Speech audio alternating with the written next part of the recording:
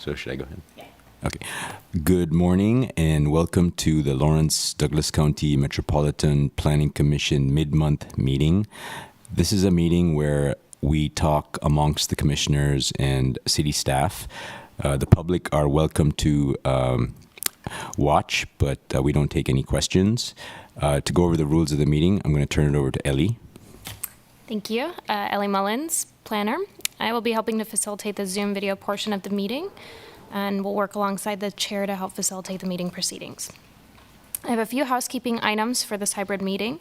This meeting is being recorded and broadcast on the city's YouTube channel and cable channel 25. Please remember to mute yourself during the meeting when you are not speaking. The chat function for this meeting is disabled. All chats will go directly to me. Unless you are participating during the meeting, please turn your video off. This allows the active meeting participants to be seen on screen. You will still be able to hear the meeting. When you are participating, please turn your video on. If you have any trouble, you can send a chat to me. The city reserves the right to mute people or turn individual videos off to minimize distractions during the meeting. Now I will turn it back over to the vice chair. Thank you, Ellie. And I think today we're going to get more of an update from Elizabeth on the development code. Go ahead, Elizabeth. Good morning, and thank you. I have a fairly short presentation today. I think we had some stuff that we wanted to jump into and discuss. So let me share screen and I'll get started, and then I'll turn it back to the Planning Commission for whatever conversation you'd like to pursue.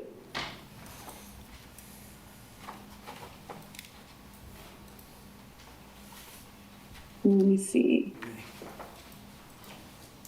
Looks like we're sharing. Good morning. All right. So today, good morning. We're going to go just do a quick walk through the project goals and schedules. We'll talk about Article 13, environmentally sensitive lands and natural resources, Article 14, landscaping and buffering, and Article 16, administration and procedures. We can stop at any point for discussion, and then we'll talk about the next steps for the project. We chose to focus on these sections today because this seemed to be a place where some of the commissioners wanted to dive in a little deeper to the content. And we can cover any content that the commission would like to discuss. So we'll do this and then we can move on. Okay, our goals. Implement Plan 2040 and other relevant to land use city plans. Create more predictable development outcomes, simplify and streamline the development procedures, and make the code more user-friendly. Those are our big goals. As you all know, we've done a lot of other work in the code. Here we are in our schedule. We have a consolidated draft posted. We are getting ready to hear public comment on it, and we'll talk about how that gets turned into the final draft. Make this thing go away. There it goes. Okay, so Article 13, this is environmentally sensitive lands and natural resources. So within this article, we have 5 subsections. Starts with the protection of sensitive lands, which is actually the applicability statement for this article. A small section on erosion and sediment control regulations, which is handled in greater detail later. The current floodplain management regulations carried forward. Stormwater management and natural area protection standards, and steep slope and ridgeline development. So just a little detail on some of these sections.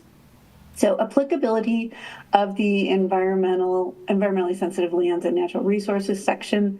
This applies to all new development in Lawrence, all redevelopment, and I put the definition of redevelopment in here, so that's development on a tract of land with existing buildings or structures where all or most of the buildings or structures would be raised and replaced with new buildings or structures.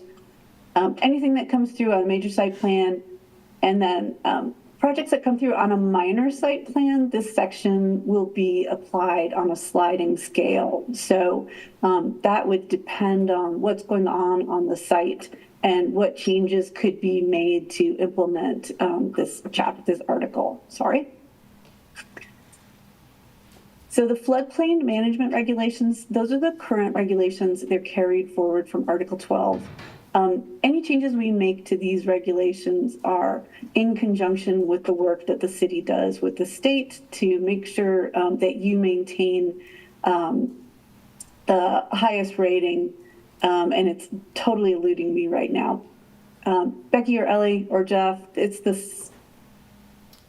state floodplain rating. Community, It's the community rating system. Community rating system, CRS. And so Lawrence participates in this system because you go above and beyond what's required for floodplain management regulations. You have better rates in floodplain insurance. So we don't make changes to this within this project unless we're instructed to do so by staff. So stormwater management is probably the biggest section of the environmentally sensitive lands and natural resources regulations. So within stormwater management, we have a purpose statement. We have regulations for natural drainage path protection. And I'm sorry, this slide is slightly out of order. So the natural drainage way is this little bump in right here. This is the definition of it. So the city is protecting natural rivers, streams, channels, creeks, or other areas that naturally convey stormwater runoff, or portions of those areas that have not been channelized and which are unaltered, so they retain a predominantly natural character. So for the most part, this is going to be streams and creeks. A lot of the rest of Lawrence, at least within the developed area, has likely been altered by this point in time. But what the regulations get at is creating essentially a stream buffer area, but it's slightly broader than streams. And so that's why it's drafted as natural drainage path protection. So you can see the images on the right here, the stormwater drainage setbacks. If you look at the image on the bottom, so this is a house going into a stream, coming back up to another house. There are some areas that get protected within these standards, and the width of the different areas that are demarcated by the dashed line, so that's the limited use setback and the preservation setback. The width of those areas is determined by the drainage area in the city in which they're located. So this takes a kind of a bigger system approach within the city. And if someone is doing new development on which there's an existing natural drainage way, that development will have to comply with these standards. So we spent some time working with the city stormwater people, trying to figure out how this approach can work. Is it something an applicant can figure out? Is it information that's available from the city's mapping or from the city staff? And this approach is in keeping with the information that the city has for watershed drainage areas, and it should not be difficult for an applicant to come in and work with the city to get this information and provide these setbacks. Why do we do that? Because the more we can keep development away from natural drainage ways, the better they run and the better they function during a flood event. So this, Elizabeth, yeah, go ahead. Elizabeth, Yeah. it's Gary. Thinking about the intention of this is it 80% managing stormwater? Is it 90% managing stormwater? Or is there some other factor, some of the things we're trying to preserve in this? That's one part of the question. The second is that if I look at this table, these are some pretty fixed numbers. And if you have, for example, let's say there's 100 acres of drainage area, if there's one channel in that area, it's 30 feet wide. What if there are 3 drainage channels in that 100? I mean, they only need to be 10 feet wide, or how does this fall into practice? So thanks, Gary. So yeah, I don't know the answer to your first question. I can reach back and get it. I would say it's more than 50% flood protection, but there is also benefit to protecting the health of the streams, and we do that by keeping ourselves out of it. So that's for the, the entire natural system to keep it functioning. So I will get an answer to that and get it back to you. In terms of what we do if somebody has property that has multiple drainage ways, natural drainage ways coming through it, and again, this is going to be probably more greenfield development where we're going to find that natural drainage way. There are, in theory, it would apply equally across each one. There isn't a provision in here that says, if you are fortunate or unfortunate enough to have 3 streams on your property, we adjust based on that. However, there will be some site design going on. And this is a place where if I skip ahead a few slides,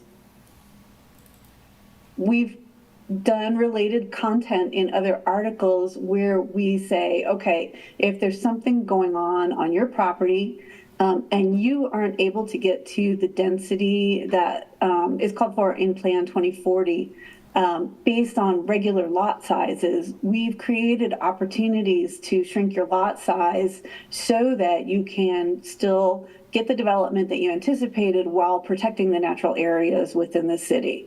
So if someone had that parcel of 100 acres with 3 streams going through it, which should have some pretty nice property values to it, they could do a cluster development, which is moving everything off of the sensitive lands and taking their density and doing it elsewhere on the property. They would still get the same density. They probably have smaller lots. They could do a cottage court development, same idea, smaller lots, or they could do small lot development. So we would want to say within Lawrence, we can balance these 2 things. We can get to the density that either the applicant, the property owner would want to see just for sale purposes, or that the city would want to see, the community really wants to see for stream protection purposes. Gotcha, thank you. I have a question also about development. So back up at the original slide where we left with the diagram. You say this is for natural drainage ways, but I'm wondering about those drainage ways that might actually be considered altered or channelized to some effect. I imagine they still need some protection and some buffer as well, or established patterns. I was wondering in town. like in Fall Creek. Yeah. And also, I forget I don't know what the neighborhood is. Off of 9th Street, So, there's that. I think that's a great way to get into this conversation.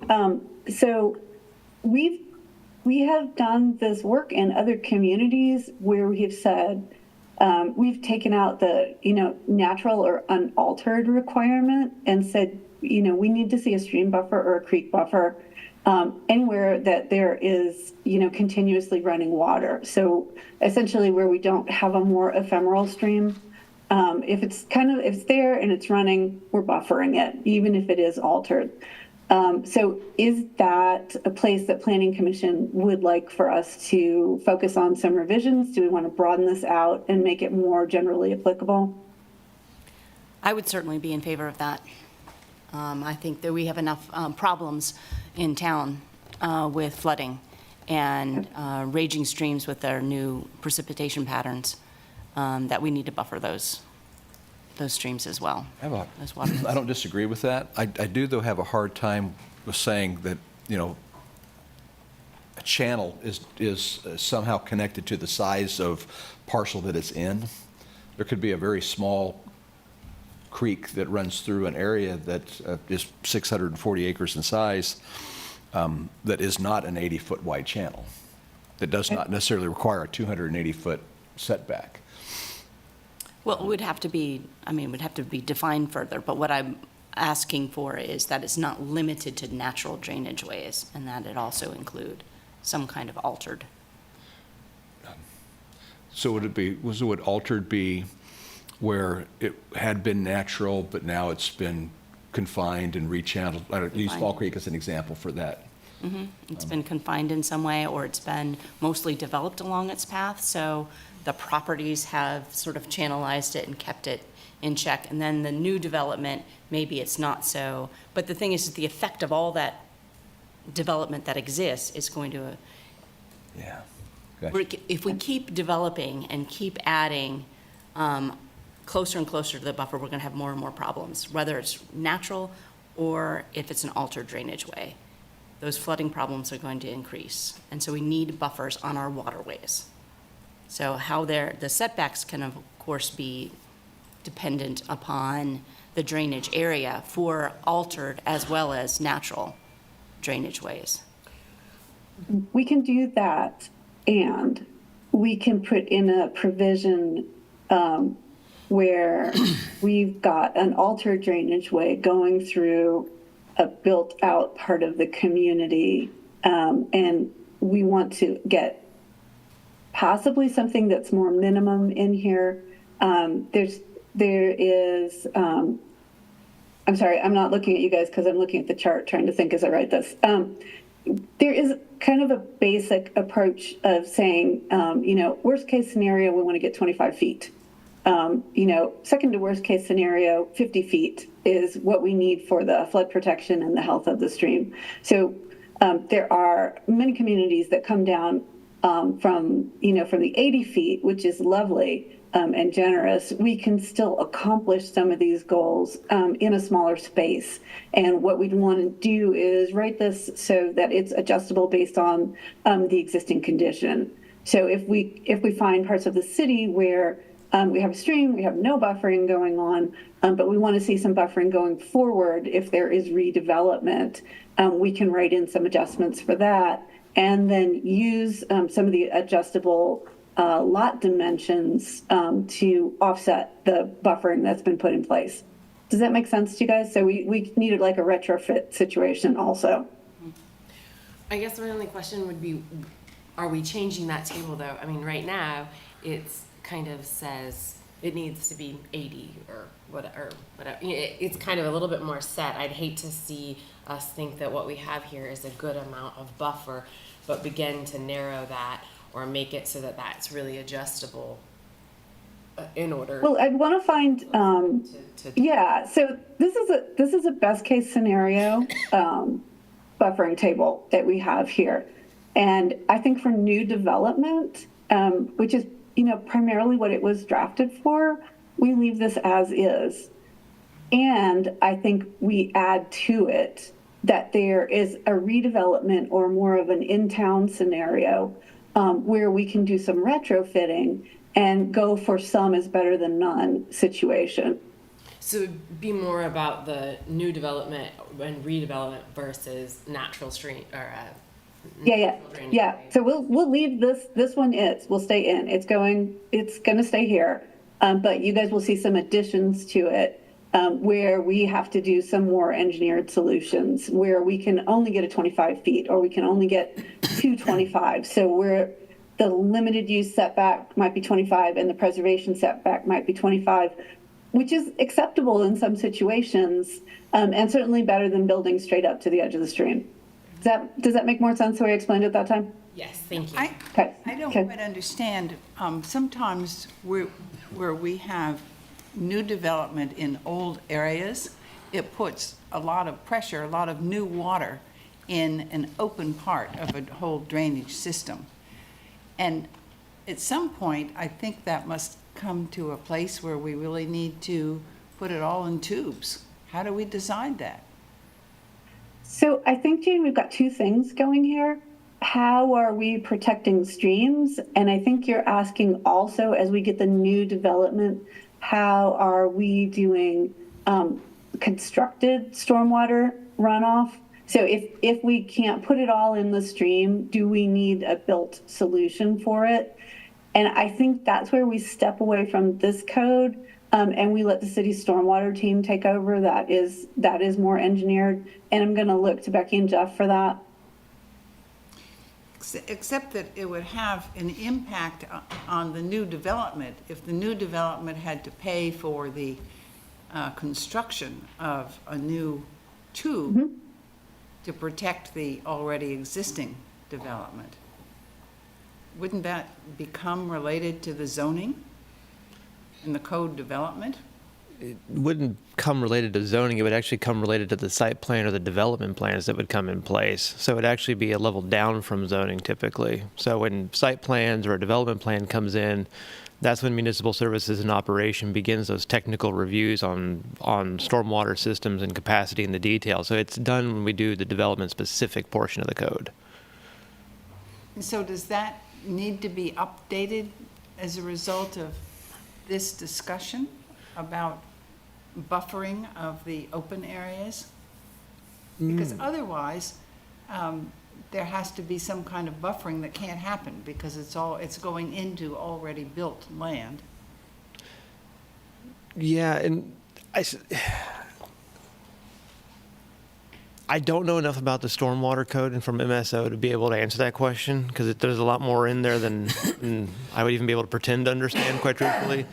My understanding is the code's pretty well up to date. It's something they take a review at pretty frequently because they're always looking at best practices to implement, but I don't know the details off the top of my head on that one. Okay, thank you. Just one more, just try to understand this. So is this like a named stream or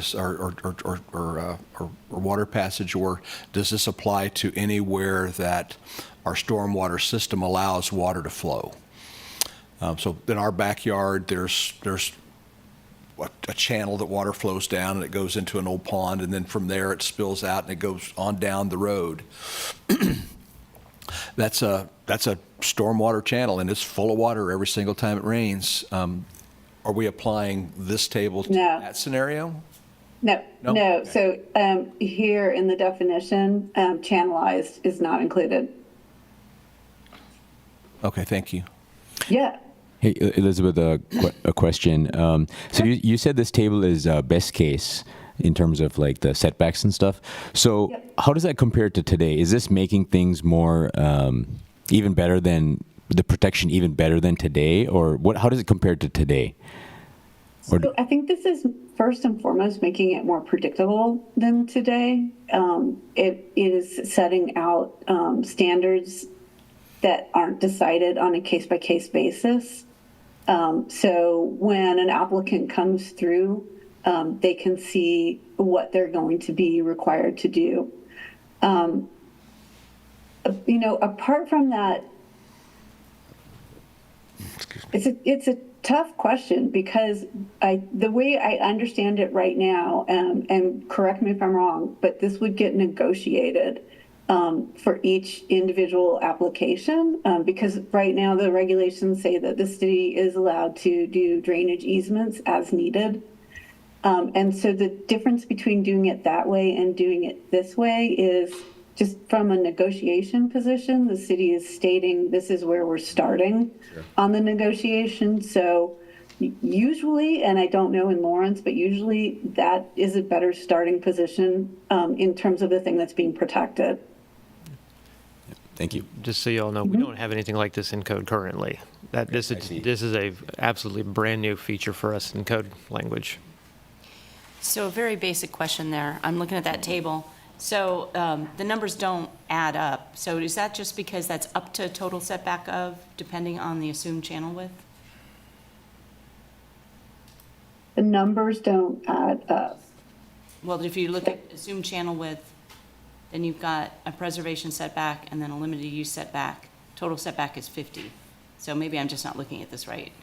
And you're doing it on both sides So, but then of the stream. that would be 60. So you, 5, you're dividing, okay, in the middle, so you got assumed channel width, so you got 5. 25, okay, got it. I was looking at it wrong. That's okay. That's my normal status when there's a math and a table involved. So 3 tries is good. And early morning math is extra difficult. Thank you. Thank you. Okay. You guys okay with moving on from this one? Are we moving on from stormwater, or are we? We're moving into steep slopes. Is there anything else we want to talk about in stormwater? I have a couple comments on. Go right ahead. So I was looking, I have my notes back up on purpose, but I'm wondering in terms of detention, if constructed wetlands would be allowed for detention? that's going to be something that's decided by MSO. Okay. I don't know if that's allowed currently. Don't either. I'd have to double check that. All right, I'm just wondering if they can be allowed or encouraged at least. And Are also. you in favor of that or against? Yes, Okay. in favor. What about something called stormwater infiltration requirements? I've been thinking about those landscaped islands in the parking lots and buffer yards, perimeter vegetation. And while there's a lot of talk about landscaping when you get into there, but there's not any talk about incorporating those sorts of features into stormwater infiltration. Yeah, hang on one second. I hear you. I am going to switch slides so I can get all these comments in. So yeah, when I was relooking at that to put this presentation together, it is fairly focused on just the landscaping aspect of it and not the secondary functioning that it could have with stormwater infiltration. So I think that we could go back into those regulations and allow landscaping design that brings the water in and lets it settle in and mitigate. So I think that we'll touch on that when we get to parking lot landscaping, but I agree that it's a change we could make. And then just one more thing. Well, actually, that's to landscaping. No, it all has to comes do with together. Infiltration, Yeah, it's stormwater. totally fine. In terms of rain gardens, would rain gardens be a feature of, there's a lot of flexibility in the landscaping and buffering, and if rain gardens are part of that, like one option, that could also help with infiltration. So one of the things that we've talked about with MSO is that some of the techniques that we're talking about are called, we're going to go deep into terminology here. So it's best management practices, BMPs, for low impact development. So that's LID development, because it's no fun unless we have that 3-letter acronym. So I think that we have asked, the code right now is a little fuzzy about doing those on-site water infiltration approaches, those BMPs. And I think that probably the way we need to go, and definitely based on this conversation, and MSO has given us a thumbs up, is to write in clearer language that the city allows XYZ BMPs on site, and they need to go into the stormwater calculations. In an urban setting, they're nice, but they don't do a lot. But as the city gets to more greenfield development, where they can be built on a bigger scale, they can be very functional in terms of that stormwater volume and runoff speed capacity, mitigating that. So now that I've made a hash of engineering, did that make sense to everybody? The answer is yep, let's do this. Let's be clear that this will get counted in, and let's reference out. I believe that Mid-America Regional Council has a manual with the design specs for doing this work. They do, yeah. Okay. Be a good resource. I have one more. Sorry, Elizabeth. I think Yeah, no, go ahead. Commissioner Ashworth raised this last time. She was, so we want more density in general. And so let's say it's a single family home and now we're adding, let's say 4 units when it's being redeveloped. Is there, what stormwater management wise, I mean, what, is that something MSO again would be responsible for, or is there something in the code that would address that? So I'll start, and Jeff might want to jump in. I think we've circled this one a few times, and I think it's frustrating because it's fairly opaque right now. In the land development code, we essentially don't go underground. And so that's all going to be MSO, and that's going to come through the studies that go in with the development. So as far as we go underground in this code, is some of the content in the site and structure standards, which says an applicant has to meet the city's stormwater requirements, applicant has to meet the city's water and sewer requirements. How they meet that is determined by MSO, and it's primarily through the engineering specifications. The city has a process for redevelopment, and so MSO calculates what needs to happen with those pipes or other infrastructure.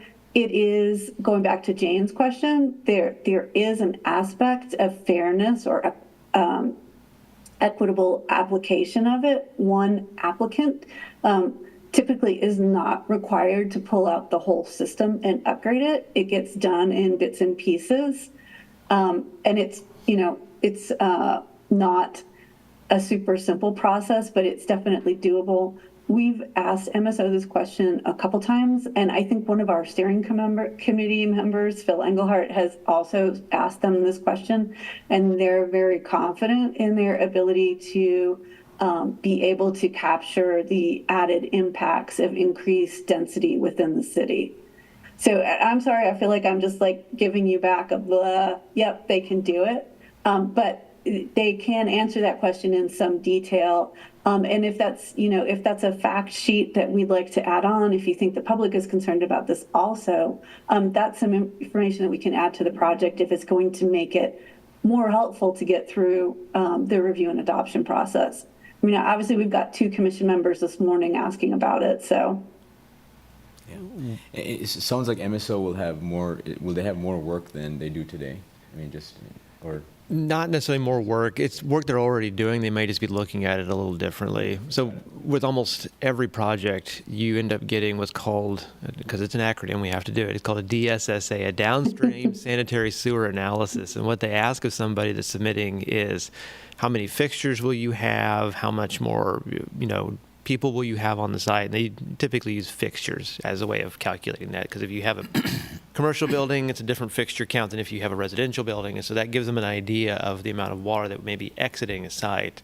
And so as part of that review, they do that study to understand is how does that affect downstream all the way to the plants. And so it's something they're doing right now. And so they have a pretty good idea of the pipes and the capacity and the structure, and it just helps affirm what they're finding out. So, if they happen to run into one and they go, yeah, this one doesn't have that kind of capacity to it, that's their moment to elevate it during that site development discussion with the site plan and say, this is going to need to be upgraded because it only has X, Y, and Z as a possibility. So it's not adding any work. It's work they're doing. They may just have to be doing it in a little bit of a different way. Right. And of course, that is also, I will say, something they're always reevaluating as they're doing this. They're doing line studies and system-wide impact studies all the time to understand what's going on. So it always kind of changes as those studies come in and new information is found out. And of course, there's a lot of variables out there about who's doing what and where is it at and what's happening. And so that's something they're always watching and discussing. Thank you. I just have one other comment, just when you're talking about grading plans and revegetation disturbed sites in this section, you reference that the area will be replanted with native vegetation as described in Article 14, yet I've not found a definition yet of native vegetation. I haven't seen it, so just a point there that I'm not sure native vegetation is defined in this document. Okay, we'll get that in. I think we had a point where what we carried forward was the xeriscape requirement, and didn't at that point catch that it needed to be broadened out from just straight up xeriscaping to allowing native or naturalized vegetation. So we'll go ahead and work to get those updated definitions in, and I appreciate you pointing that out. Is that a requirement that only native vegetation could be used in revegetation, or that it be included? Well, it appears that there's 2 different ways. So when it's, as I read it, if it was an area where landscaping is not required, they're required to put native vegetation in, but when you get to the landscaping and buffering part, it's not required. It's just suggested or highly encouraged. The way I read it. You would like it to be required? Is that what you're asking? No. Right now, I'm just making a comment that it should be defined. Oh, okay. What it Gotcha. says. Gotcha. Thank you.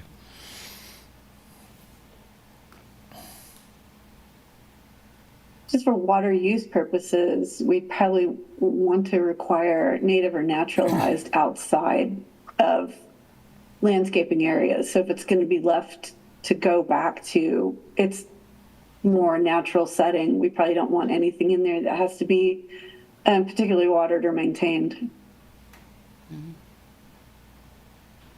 Okay. More on stormwater? No? Okay, we can come back. I think we've drained it. Saving that one. Somebody's had coffee this morning. Okay, steep slopes and ridgeline development. So these regulations apply to construction on lots with an average slope over 15%. We've limited it to slopes between 15 and 20%. I don't know if, I do want some feedback on this, and I don't know if you guys want to jump in. In some communities, we take that up, that high end up to 30%.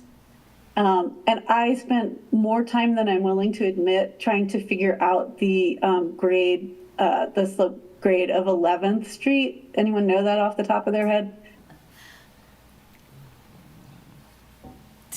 Nope. Okay. So this street that we're looking at is from Pittsburgh, which has some of the steepest streets in the country. You might have thought it was San Francisco, but somehow Pittsburgh decided they could build up a variety of slopes. This street is at a 22% grade. I want to say 11th is probably a little higher, but I think I might be imagining how hard it was to walk up that street in August.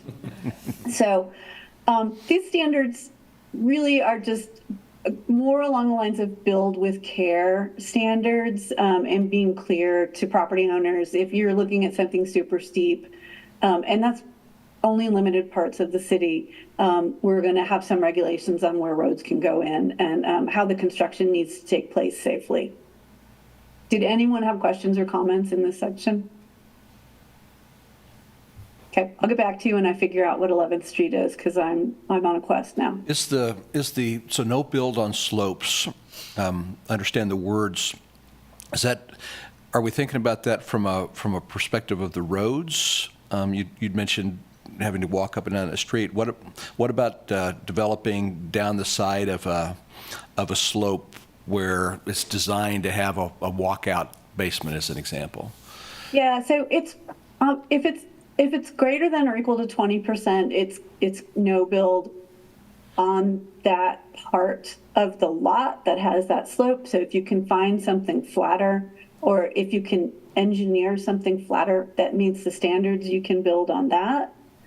But for the most part, on the rest of it, it is about the roadways and about finding that flatter part of the slope to build on. Can you bring in? I'm sorry, go ahead. Go ahead. I was going to say, I will double check this with MSO to see if we want to push it up to 30% or 25 or 30%. I guess two other questions then. Yeah. One is, can you bring in dirt? Can you change the slope and make it buildable? And then second is, how much of Lawrence is at a 20-degree slope, and is that something I need to even be thinking about? Probably not a lot at 20%. I mean, your average steep road is between 8 and 10%. So like even when you come out here to Colorado and you're driving through some of the mountains, coming off the passes, you're usually at no more than 8 to 10%. And some of those are pretty steep. Yeah. So we're really talking going vertical here. And I don't think a ton of Lawrence is going to qualify, but I do think I need to defer to engineers who know better than I do.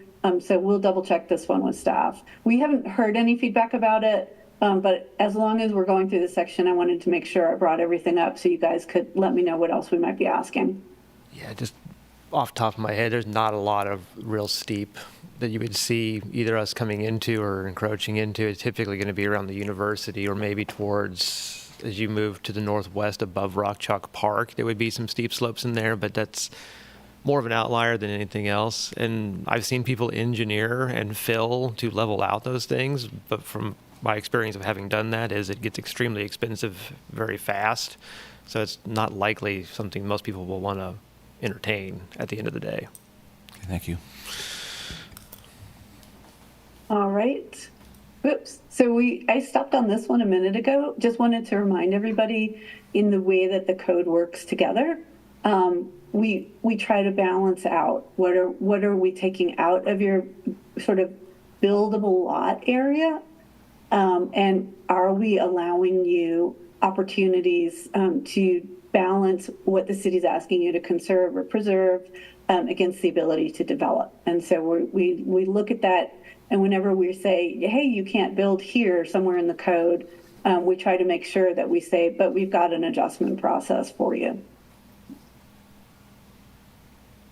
Okay, so let's go into landscaping and buffering, and these do read together in a lot of aspects. Landscaping and buffering a little bit longer. You can see all the sections here: purpose, applicability, a plan is required. There's minimum landscaping, street trees are required, parking lot landscaping is required, site landscaping is required. There are some buffer yard standards depending on the development. And then we have standards for just general landscaping and the materials. This section also includes fences and walls and screening requirements, preservation of existing trees and vegetation, irrigation standards, and installation behind the black bar that you're seeing, installation, maintenance, and replacement. So we'll touch on some of the more substantive sections. So landscaping is applicable to any project that has to come through major or minor site plan review. There are 3 exemptions. So construction or expansion of a single-family detached unit, construction or expansion of a duplex unit, or ag uses. And that's the category of ag uses on the use table in the use section. So the city, if you have done something on your single-family lot, you in your house on your lot, you're building your house or you're expanding your lot, expanding your house on your lot for your single family or duplex, the city, for the most part, does not deal with landscaping on those lots. When you come in at subdivision level, we are looking at the stormwater and at the general drainage. So it doesn't get skipped. It's just that Lawrence, like many communities, doesn't require an individual homeowner to bring their plans in and do landscaping review. Elizabeth, Questions on that? Yeah. what's the definition of a duplex unit? 2 units, 2 single dwelling units attached by a wall. So, or a wall, or it could be the ceiling. So side by side or top and bottom. Is it on a single lot, or are there many on a larger lot? So we try not to get into, and I'm not trying to avoid your question, Jane, but we try not to care in the zoning code how it ends up on the lot. If it's the 2 units, it's treated like a duplex, even if it's like a condo, or if it has that firewall and each unit is on a lot. We just look at the building itself. Does that make sense? Well, in that case, when you're talking about landscaping, it seems to me you've got a different situation when you have a site plan with 100 things that are attached units as opposed to just having a single lot with an attached unit on it. So Jeff and Becky, you're going to catch a lot of that at subdivision. What would be the circumstances where multiple duplexes would come in on a site plan?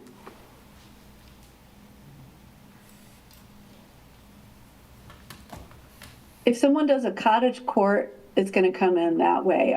Is there a circumstance right now where it goes in groups instead of 1s or 2s?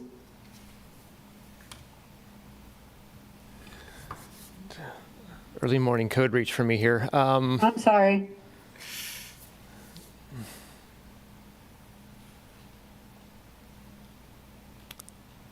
If my memory's working, which is no guarantee, there is a provision in the current code about site planning at a certain degree. I can't remember what the detail of it is off the top of my head. And I don't remember the new code well enough to remember all the detail plugged for that one. Okay, so Jane, I think we have to go back and double check that one. If it's more than 1, we need to make sure that we're capturing it. Yeah, we presently have pending a site plan for approximately 9 acres with what are called 300 duplexes on them.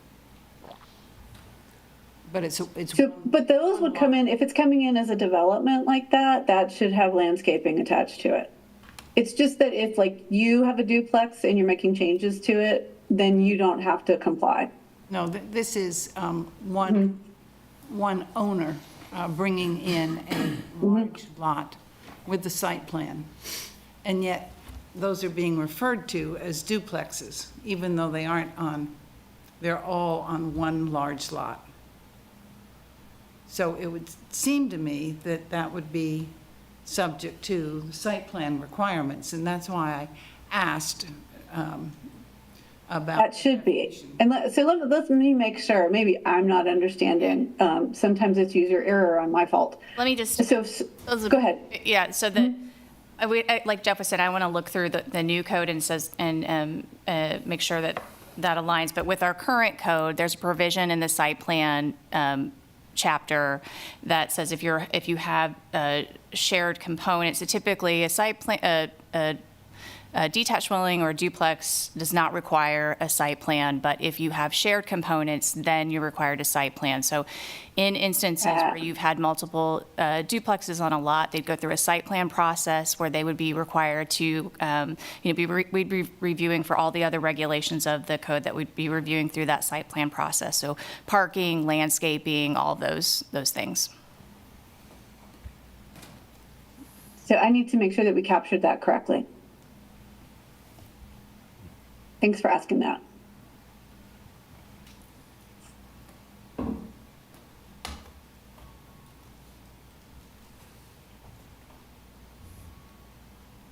All right. So required landscaping. So this is the summary table at the beginning of the chapter. So there are, if you read down the first column on the left, there are 5 landscape types: street trees, parking lot interior, parking lot perimeter, site landscaping, and buffer yards. Then this tells you what sections you look at to see the standards for all of those. It tells you where they're required, and this goes back to the discussion we were just having. So I'm going to make sure that this is clear, that the right amount of stuff goes into site plan. So right now it says required for residential street trees or required for residential subdivisions. The rest of it is not applicable to a detached unit or a single duplex unit. But it sounds like there's something I need to look at again in there. And then for attached dwellings, so that should be 3 or more units. For multi-unit dwellings, so that's apartments, manufactured housing park, and non-residential development or mixed use, everything is required at some level.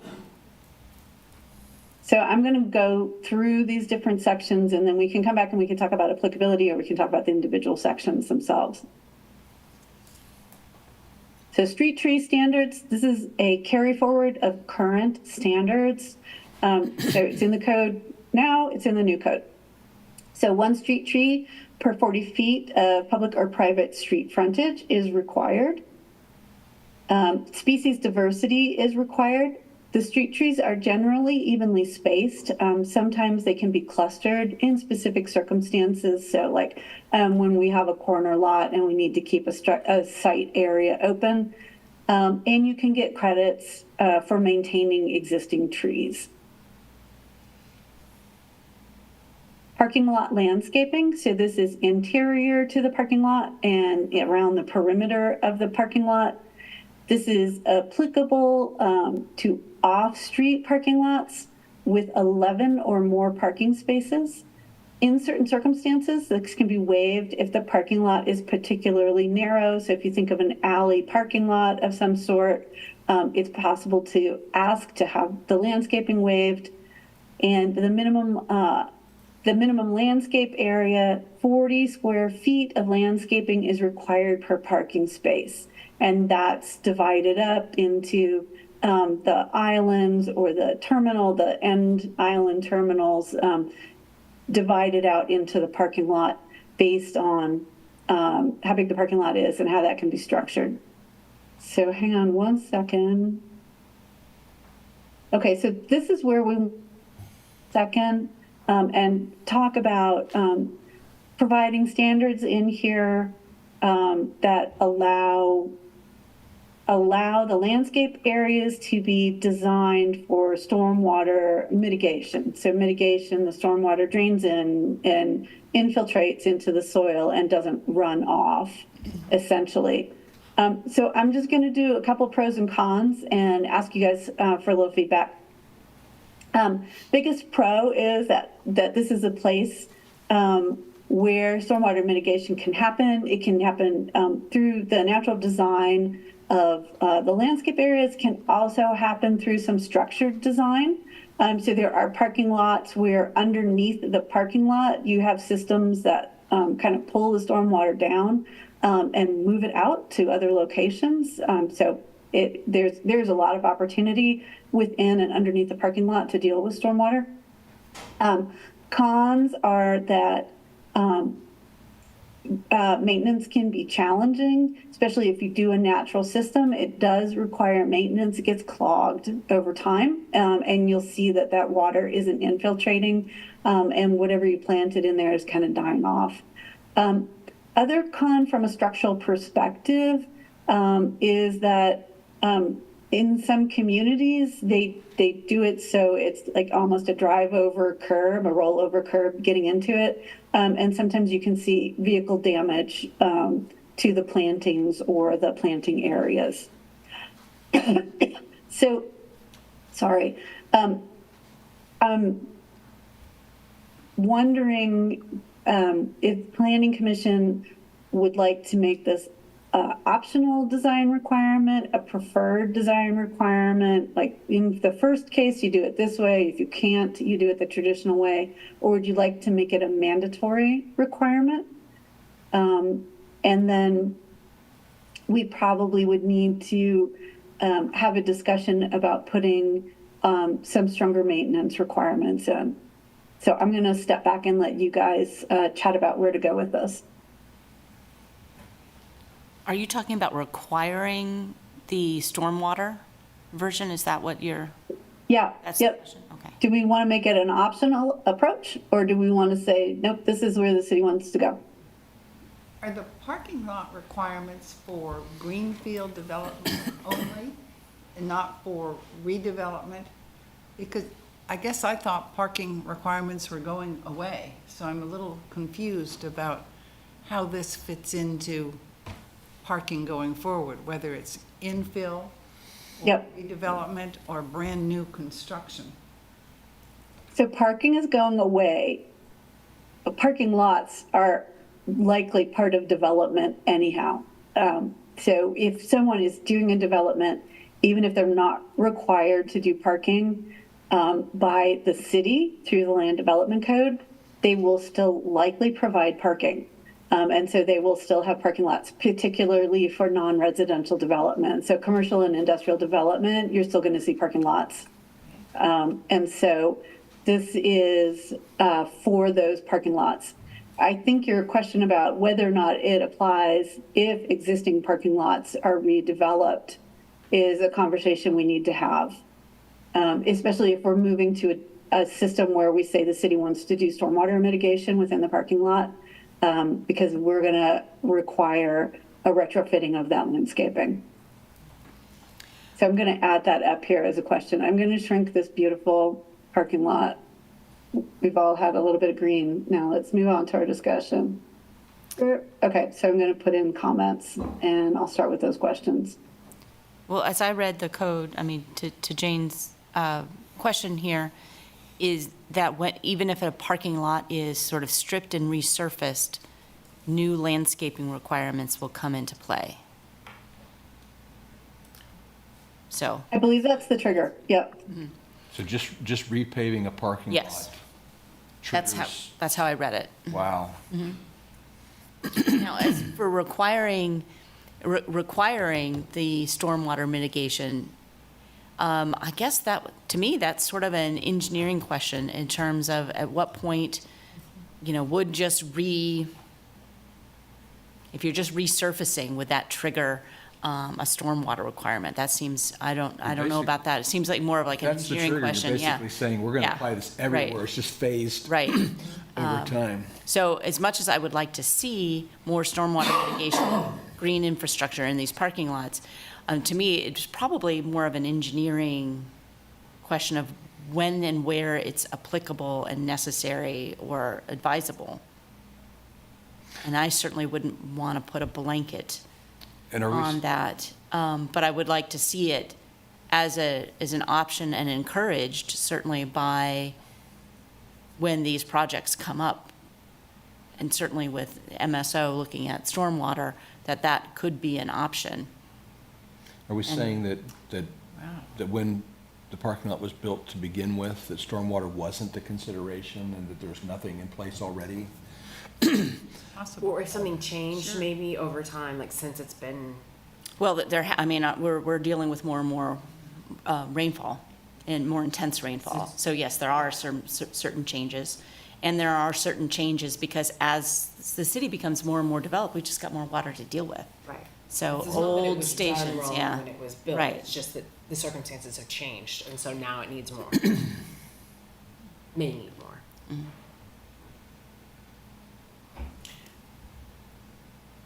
Yeah.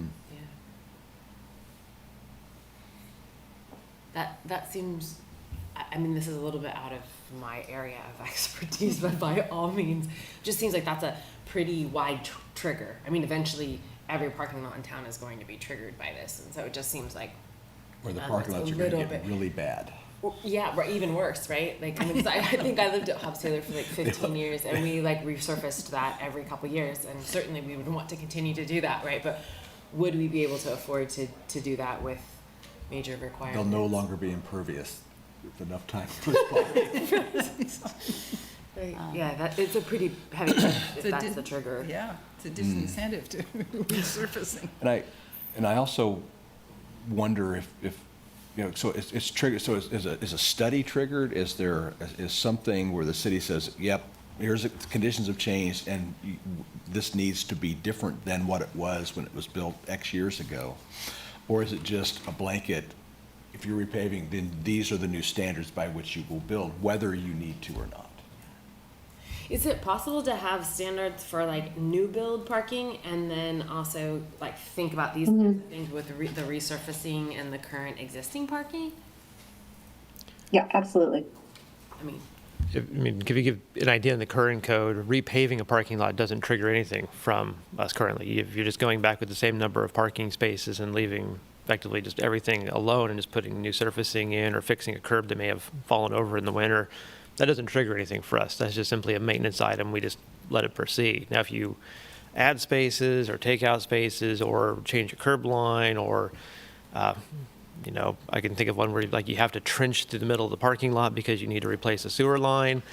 That's a different story. That usually comes with some other things that come along with that. And that's usually done as part of a site plan to do those reviews and the studies to make sure, like, is it stormwater going to do what it needs to do? Or in that case, does the trench affect the way that it's now going to behave? Or so there's degrees in there that we currently have that are just probably a question for planning commission is those degrees still where they want it to be, or would you like to see those degrees change as part of that? As Elizabeth mentioned, there are communities that even just putting down the stripes on the parking lot can trigger a level of review, let alone repaving it. I can think of one area that I think it's often forgot about, but an organization that has dozens of parking lots that get routine maintenance every few years would be the Lawrence School District. How does that get factored in? Because now you're at a organization that has limited funds, and we now may have thrown them into where they can't do their parking lot maintenance nearly as often as they need to. Good question. And what is the actual language that has to do with resurfacing and triggering the landscaping? That's what I'm looking for. It's because there's more than it was something and resurfacing, whatever that term is. right, it was the resurfacing that caught me because Right, but I think, don't know but what the other part was. maybe it's more intensive. It's not just resurfacing. There's that other thing where you scrape it up. The lingo we use is reconstruction. I mean, if resurfacing is just, putting material over the top to maintain it or do something that's a maintenance and preservation aspect of it versus reconstructing it, which is where you would tear it down to grade and come back up again. That's kind of how we've done it in the past. Yeah, the Maybe current, that's what's in here. the language, it's in the draft says any parking lot which the parking surface is removed and reconstructed. Okay. I think that's the one you're. That's the one I'm referencing. So it's not just putting new asphalt on. But removed and reconstructed,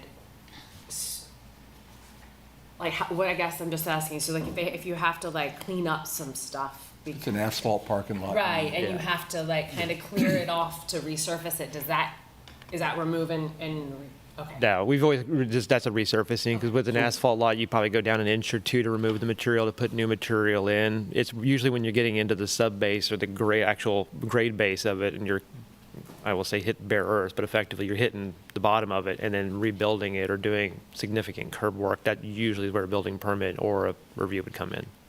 I wouldn't want to do something that discouraged maintenance of parking lots to avoid the additional cost of this. And the key thing for me is not so much that, the trigger of it is the question of whether it is needed. Is there something about the way it was designed and built to begin with that is now, for whatever reason, deficient and not capable of handling? And if it's not needed, is there a way to say, no, you guys are great. You go right ahead, knock yourselves out. You don't need to do anything different.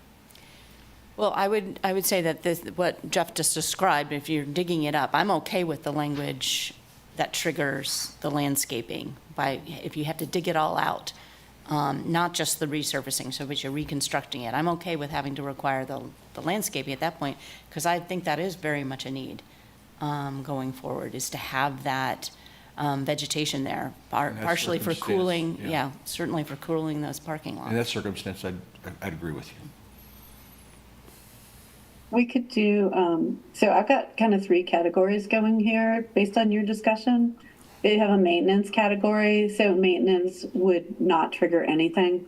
Maintenance might trigger, hey, are your trees dead? Please replace them. We could have a change category. So Jeff mentioned, like, if someone is adding or subtracting spaces, or removing or reconstructing, we could say the removal or reconstruction of at least 60% of the lot. So I lean back and forth on that. We could just say removal and reconstruction. We could say removal and reconstruction of a percentage, or the addition or subtraction of spaces. Jeff, is addition or subtraction of spaces, that's more than just restriping? That's like adding surface or taking away surface? Yeah, we've typically treated it as that historically. Okay.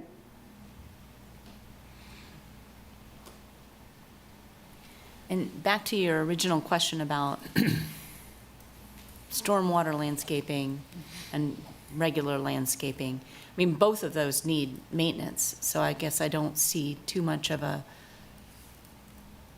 concern there that stormwater landscaping would require more maintenance. I mean, all landscaping requires maintenance. It does. I think that the problem, the problem that we see is when the stormwater landscaping fails, it can fall back on the city to fix it. If someone lets the trees die in their parking lot, people are grumpy about it, but it wasn't.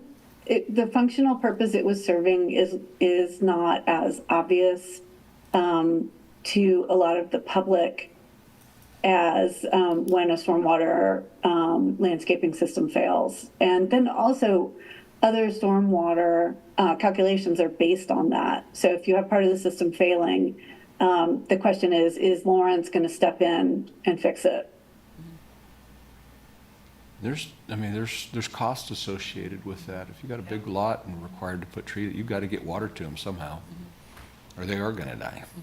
Well, that could be part of the calculation. I mean, as you project by project, if we have it, like I said, back to it's being an engineering question, is this going to be really beneficial to have stormwater infiltration, green infrastructure at this parking lot in this location because of its size, because of its slope, because of its location? I'm just thinking about the university down on the, when you're looking at the south side of the hill there, that was very important to have stormwater infiltration in those parking lots, given its location, given its size. Yeah. Whereas maybe some little lot in the flat area of town, not so much. Big So- Walmart parking lot or. Yeah. And do we have a capacity to enforce any of that if we have it in the code? Yeah, we have code Yeah. compliance staff. They can go and check on things that are subject to the land development code, and they do so frequently. And so if somebody pulls a building permit or does something and one of our building inspectors notices the landscaping is not where it should be, or is, maybe didn't come back from a season, they can always bring that back, and we always go after those as we find them. So it's something we can do.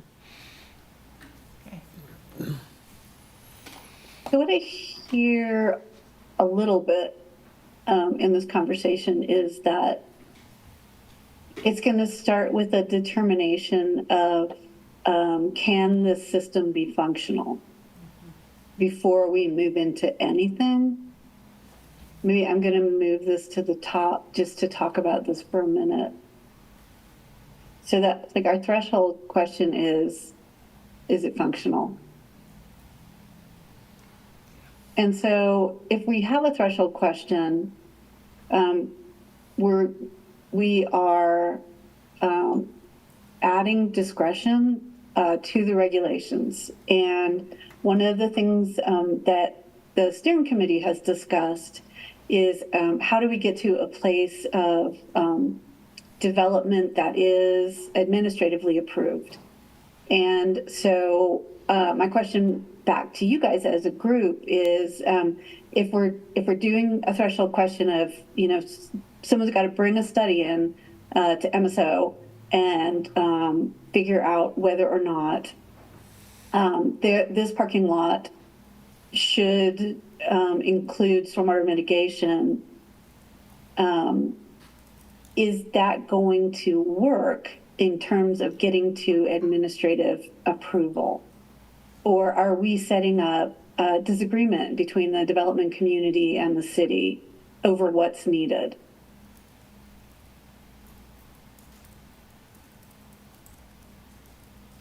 I think the earlier comment about whether we should have slightly different regulations for greenfield and redevelopment really becomes important in this discussion of something being functional. Because just instinctively, I think greenfield development is going to be able to be more easily understood from the beginning. We know what to expect, and apparently we have the capacity to enforce it. Whereas I think the redevelopment is a much more difficult and often costlier thing to implement. And if we aren't going to be able to make it functional, I don't think there's any point adding the cost. That may sound a little defeatist, but Well, I think that the question is what is, particularly how to work with the threshold. Yeah, How to work the threshold, the functional question. Yeah. How to work that. yeah, I think that's right. But I think it may be different for the different kinds of. How has the steering committee worked on these sorts of questions in other areas in terms of thresholds? Are there other examples? I can't. Yeah, go ahead. No, go ahead, Elizabeth. I can't cite an example. So, sorry, I've got like a kiddo bombing my phone here. So real life gets in the way of real life. What we do in this situation is try to figure out as much as we can where we want our hard requirements to be. So that might follow along with Jane's suggestion of it's required for new parking lots. And maybe we set up the threshold differently. We could say it's required for new parking lots. You have an option to turn in an engineering study showing it's not functional for your parking lot. So we say you're doing it, you can opt out. That's when the study is required. We can say it's optional for redevelopment, and the city allows these different types of pervious pavement or landscaping standards. And so there's no study there. So the way we get away from the study is we set specific standards in the regulations. So we're you guys are getting there. Actually, you're starting to narrow this down to if we're following along the it's required for new, it's optional for redevelopment, and then we could reset the threshold and say if you're making changes or constructions to parking lots that are already a certain size, maybe if you're changing a parking lot that's already 50 spaces or more, now we're at enough area that it may be feasible for the city to require. And in that case, we might want to say, because stormwater is important and will remain important over time, this kind of project may not make it through administrative approval, and that's okay, because we're balancing it against implementing an important city policy, which is managing for climate change over time. That's one option.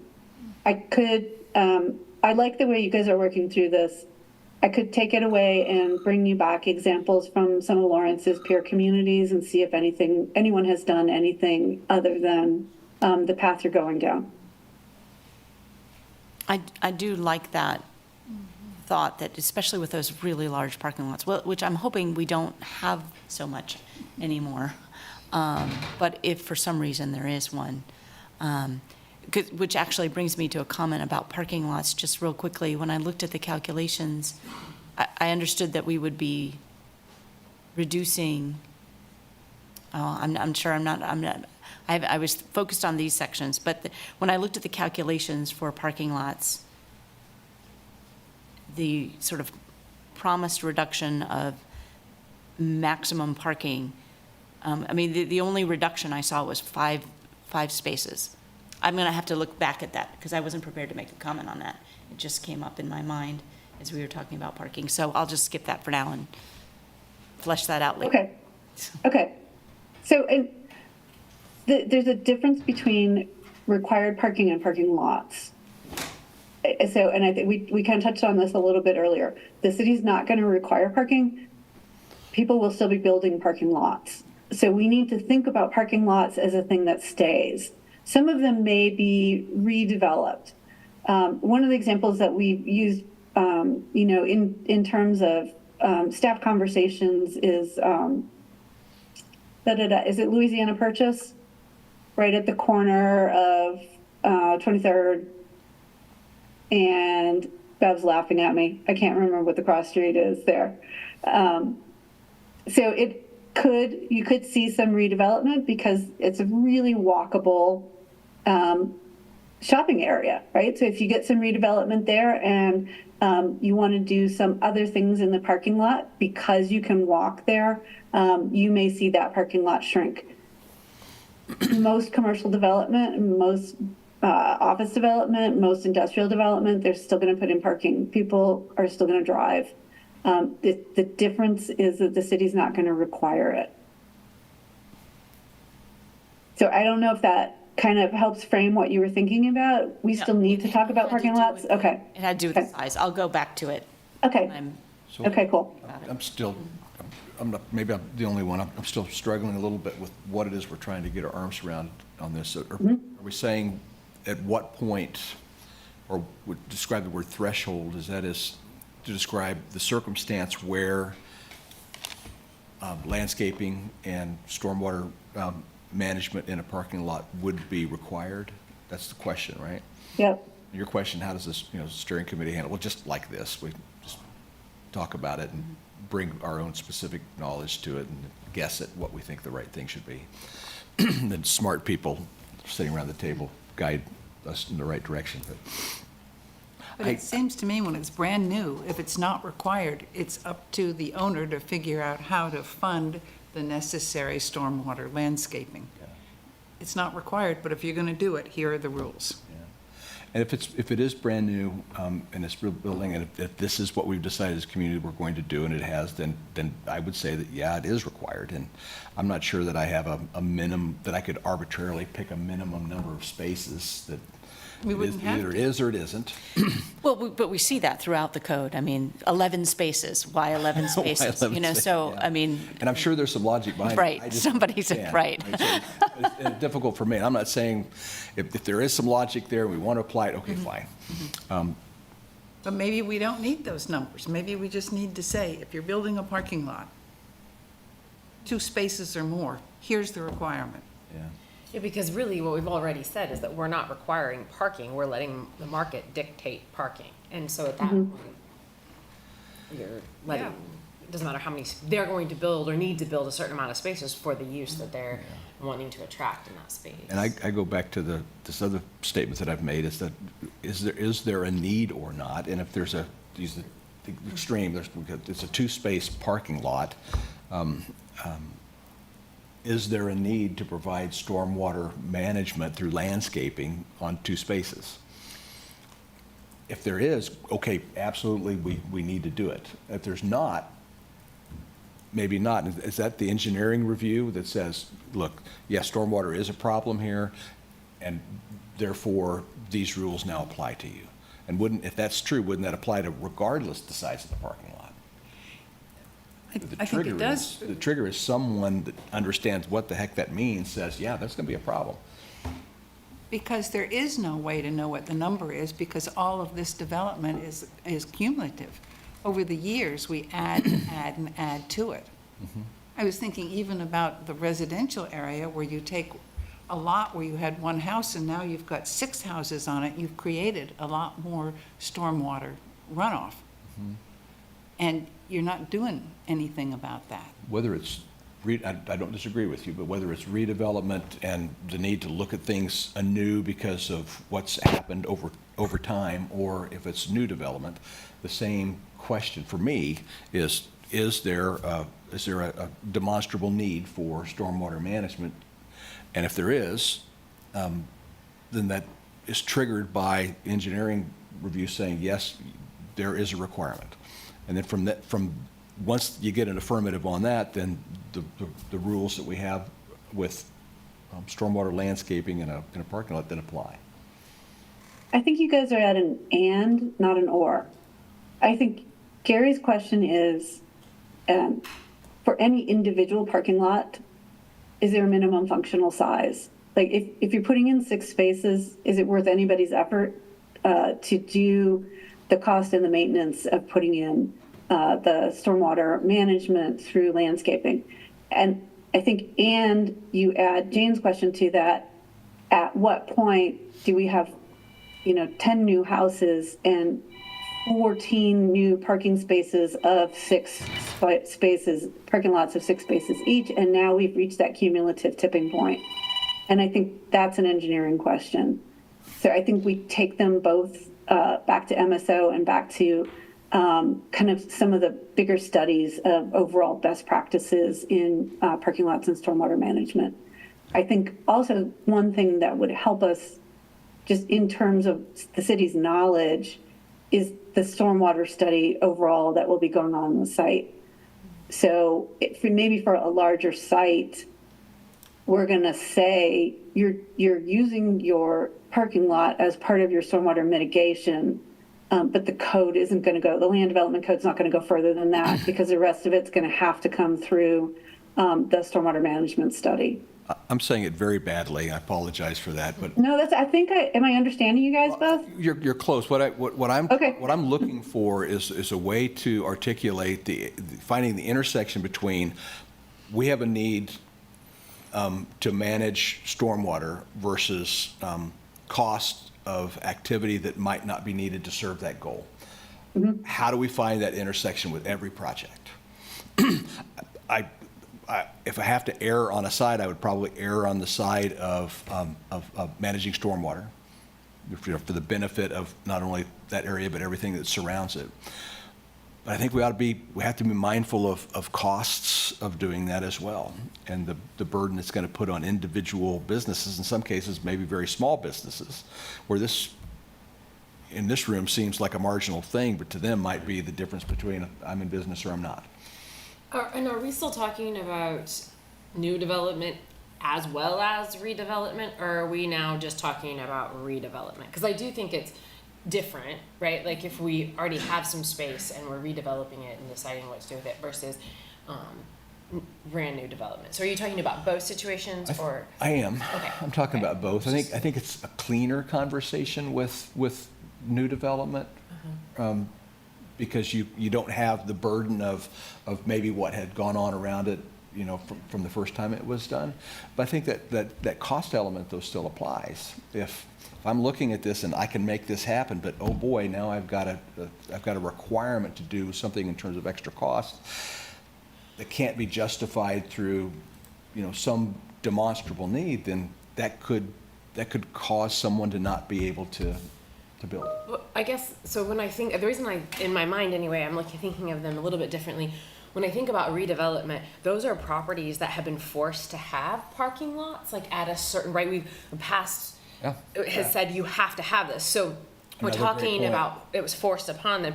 And now what are we doing? Are we creating costs? That's actually a great And so that is different to me. And new development, we're actually saying you don't have to do this at all. If you choose to do it correctly. Do it to take in stormwater, do it for what we now need. That's a great And so point. the cost is wrapped up in, now, the only problem I have with that is we are in some way discouraging then any building of parking lots, but it's my understanding, limited, that that's part of what this is trying to do, is actually discourage building of parking lots. That's actually really So- helpful for me. It's because the question isn't, do I do this or not? We're giving you the opportunity to not do it at all. Right.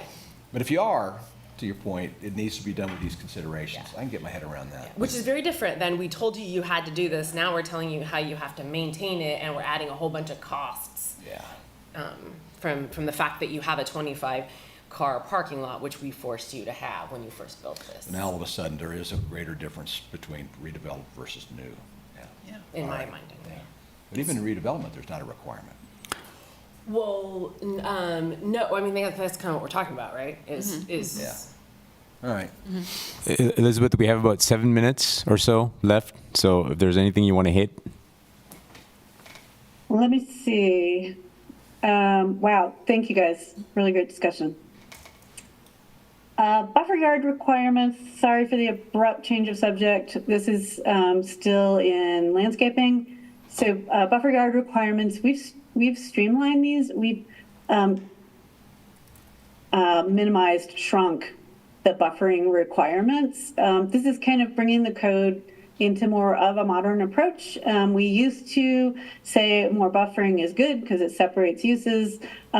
Lawrence has told us 1 to 157 times we want more mixed uses, which means we don't want to put as much time and effort and space into buffering. So you'll see that these are smaller than they were previously.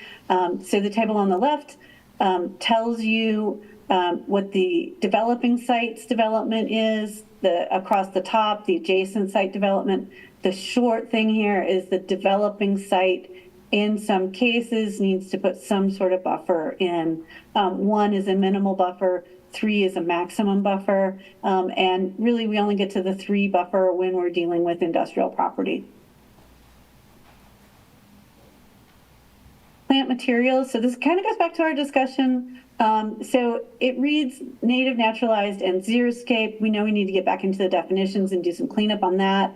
Plant materials section speaks to minimum plant sizes and heights. We're trying to put in plants that are going to survive being transplanted and live where they are. The city doesn't really, as much as Jeff says they can, doesn't really want to spend their time chasing down landscaping violators. Kind of bigger fish to fry there. So we want those plants to go in and live. There's a species mix required. Existing trees and vegetation can stay and they get counted towards landscaping. There is a tree preservation requirement. There's an irrigation requirement. Low flow irrigation is required in smaller areas. And there is an ongoing maintenance and replacement requirement that we take a closer look at moving into some of the stormwater best management practices. I struggle with the irrigation requirement. Well, Sorry. I just have a really quick comment on in terms of plant materials. You list in terms of tree types, ash. That is not recommended at this point. It still lists ash. in there because of the emerald ash borer. Yep. Also, in terms of following trees that are prohibited, the various versions, cultivars of the ornamental pear, Callery pear, Bradford pear, those sorts of things should also be listed as prohibited. There's a great effort in trying to get rid of those trees. So Yes, a quick question for you guys, because I know we're running out of time. Sometimes we move away from a city-specific list and we move to regional resources. So update species. We could reference if K-State does anything through their outreach, through extension, or if Powell Gardens has anything, we could reference regional sources, and those get updated a lot more frequently. So like the Bradford pear, we all wake up one day and recognize that was a bad idea. But I've got a note of that, and we can get back to you guys on that so we can make it through the meeting today. Anything else quick on this list you wanted us to take a look at? I like the idea of having a regional resource rather than a list in the city yes, code. those have to be updated as well, but yes. But it's a greater Yes. likelihood that we. Right. I think that improves the situation. So is Yeah. the irrigation Okay. requirement new to the code? I don't think so. No. So we're But doing we that? may want to move away from it if we're doing more native or naturalized.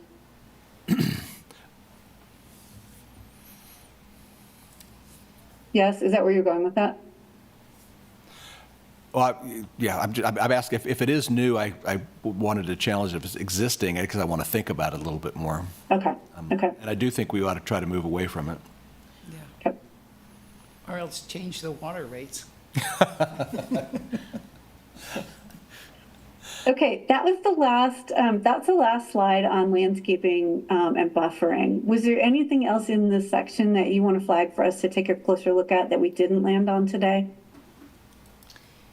I had a quick question about maintenance requirements. I was a little confused about when the property owner was required to maintain.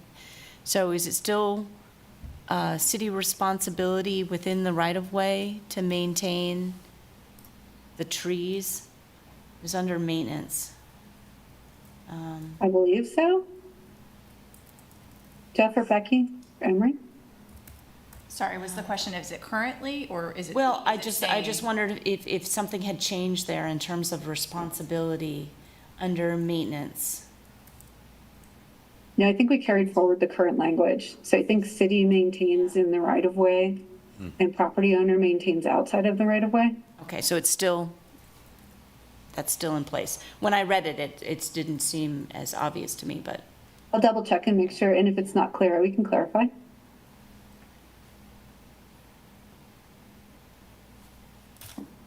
All right, scooting to the end here. We did have Article 16 up to talk about, and we've gone through Article 16. It's a carry forward and cleanup of current procedures. So it has the common procedures listed. As the drafts go forward, you're going to see more quick flow charts like this to show people what's applicable and what's not applicable in the different procedures. And then also we have the full list of review procedures within that section. Just to let you go, let you guys know our next steps. Becky and Jeff have a meeting with local architects on the 18th. Steering committee meets on the 20th. We are setting up additional neighborhood meetings on June 21st, 24th, and 26th. And we'll get the outreach going for that later today or early tomorrow. And then June 26th, Planning Commission is set for an introduction and public listening session. As my understanding, that is truly a listening session.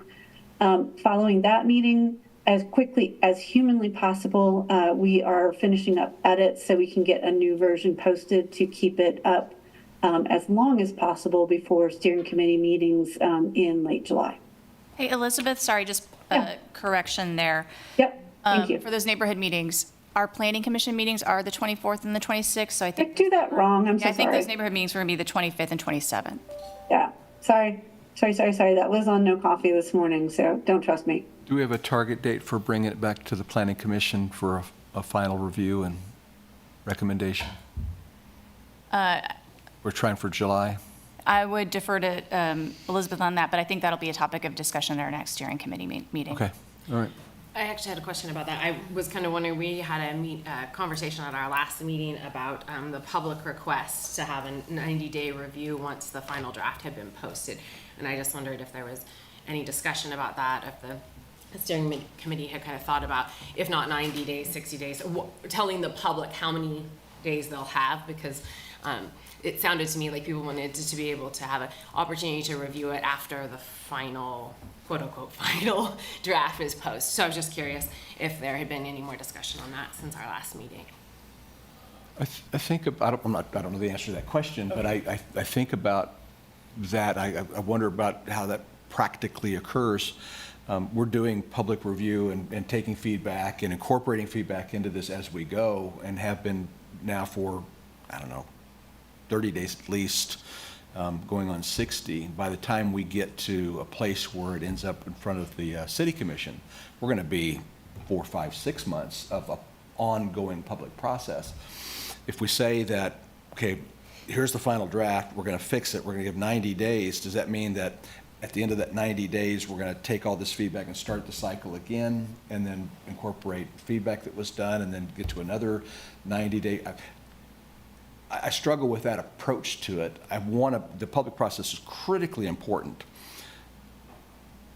but I wonder if we aren't in the middle of that 90-day period now, just doing it in an active way where we're taking feedback and incorporating. I think what I heard the concern was that it was a draft and people didn't feel comfortable knowing what was being changed and whatnot. So I don't think, I would agree with you, and I wasn't necessarily that I had the answer. I was just like, is that conversation happening? Because there has been public comment about trying to have enough time that once there is a something that people can feel like isn't being changed in a way significantly changed. Like, so today we talked about some things. Oh, we'll go back and we'll look at it. And we did that, I think, our last full meeting, evening meeting. And so just those kinds of things, the public has indicated they'd like to be able to like look at some stuff that has all of those big, broad discussions we've been having included. And so that was my question, is just, are we taking that into consideration, and has a decision been made on that? I wondered if trying to accommodate both an accelerated schedule and the public's request for time after the final draft, if we might think about, when we get the final draft, having more meetings if necessary, but breaking it down as the steering committee has, so that one meeting is focused on all of the things you did in the first module. The second meeting is focused on the second module. The third meeting is focused on the last module, and the last meeting is focused on the whole thing together. And we do that as public comment, and that we have already 2 days a month scheduled. And so that would accelerate the overall input from the public to the Planning Commission. Two meetings in July, 2 meetings in August, and we're done. That's an idea for you to think about. Okay, I will. It's not up to me, of course, but. But you're the messenger. Yeah, okay, I'll take that. So what you're saying is that we dedicate both meetings for the next 2 months from the Planning Commission to this topic in public hearings. And if we need to have other business, that we go ahead and have 3 meetings each of those months. That's going to be a heavier lift, I think, and certainly outside of our control on that, but. Absolutely. I hear it as part of the record. I'll bring that back. I personally feel like we've been doing that, what you've described, both in the study sessions that are recorded in part for the public, and also in the public hearings, and with the steering committee work, and with the neighborhood meetings. There's been more public engagement on this than I've seen on anything that we've done before. And I'll just stop there, but I'll take that back, Jane, for sure. Thank you. For sure. I won't filter it, for sure. So I think we've gone over a little bit, and this is a good place to stop. Thank you, Elizabeth. Thanks, everybody. Thanks, Have a Ellie. great day. Thank you. Thank you. Thank you. Thank you. Meeting adjourned. Thanks, everybody. Thank you.